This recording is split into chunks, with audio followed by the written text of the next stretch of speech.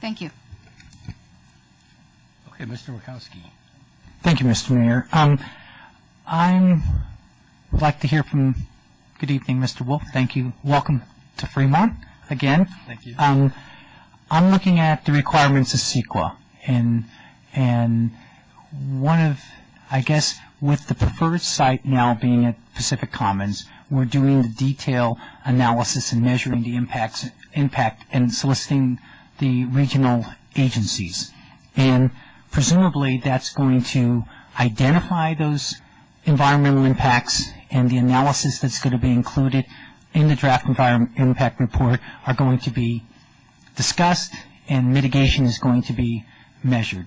Absolutely. And we believe that with this NOP that we will adequately meet the threshold for the state on the CEQA requirements, and that's the understanding. Okay, we also believe that the alternative site, being studied only as an alternative site, will not meet that CEQA requirement for the analysis that we need in the draft environmental impact report. If we end up looking at the alternative, we couldn't look at the alternative site without doing a full-scale analysis through CEQA. Okay. Does the applicant agree with that we would have to fully address the challenges and the requirements of CEQA on the alternative site if we were going to move forward with the Of course. impact report? We definitely would. We'd obviously take the city's direction, but yes, that would be the same process as what we're currently doing out at Pacific Commons. Okay, and if the direction came from the council that we thought that the alternative site, the Warm Springs location, should be the preferred site, would you agree that we would have to restart the NOP and do a complete, I guess not a 30,000-foot analysis, but an in-depth analysis, right? Exactly, and I think also a lot of the background work has been done for the existing preferred project, and we think that a lot of that hopefully can be used, at least in the analysis, if it were to switch to the alternate site. And if I'm understanding, I have an understanding of CEQA and how it works, is that part of the impact of the lights, part of the traffic that people may be going through the neighborhood, things that were raised at the community meeting yesterday would specifically be addressed during that analysis. I mean, that's why we would switch the alternatives, right? Definitely, and I think with those issues, if we do look at the alternative site, the A's are committed to a neighborhood protection plan, and what we've seen at a lot of ballparks too is that actually asset values for homes and residences actually go up, and it would be our commitment to make sure that those homes were protected on that side of 680. And the analysis of I guess we're just beginning to get the analysis from the other agencies, but some of the things that were brought up as far as the special events and a dynamic parking plan, it appears that those concepts would apply for both locations, whether we were in Pacific Commons or the Warm Springs. That's correct. Now, all right, looking at the alternative site, as it's been presented, we have office space for 200,000 square feet plus a ballpark. I think that we've talked about it, though I don't think we've made any transit-oriented development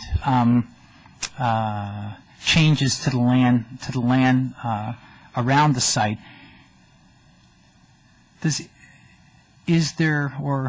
I guess I don't understand the difference between, or at this Warm Springs site, or part of your development, potential alternative development, the difference between regular office development and high-density office development, believing that the transit-oriented development would have to be high-density.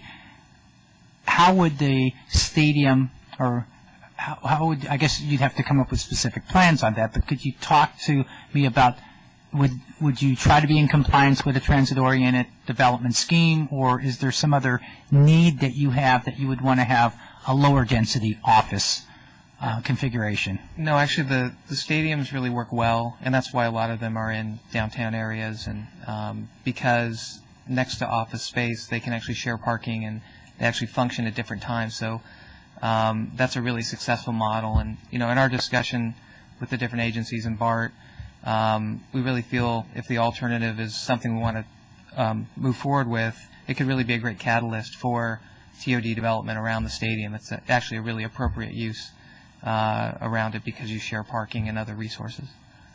And part of that is in the council's hand with whether we rezone a transit-oriented development or not rezone a transit-oriented development, right? I mean, I don't know where the location would be, but that's driven by our land use decision.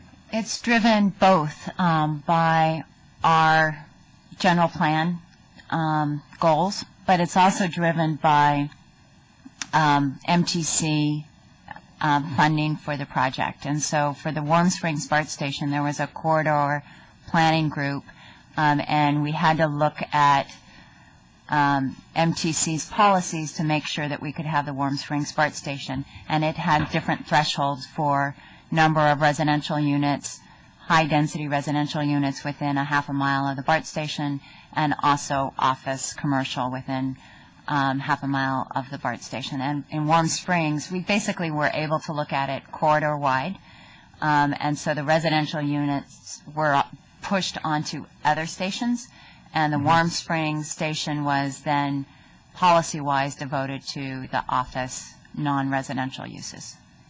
Okay. Now, as far as the commercial development, because we have the alternative is a bifurcated proposal. We have some commercial development that's at the Pack Commons site, and then a stadium that would be at the Warm Springs site. For meeting these MTC or for the analysis, how does it economically affect, I guess, the Warm Springs region? For the transit-oriented development, and we can have conversations with MTC and BART about this, but TOD is about basically ridership.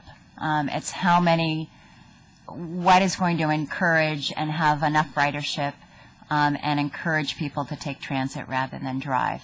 And the stadium, with 32,000 seats available and fans, actually, I think, fits in well in a TOD environment, but it isn't a normal land use around a BART station, and so it hasn't been specifically, it doesn't neatly fall into commercial office. There isn't like a stadium category generally, but I think in talking at a policy level with the regional agencies, that the stadium, at least from BART's point of view, is considered a positive TOD land use.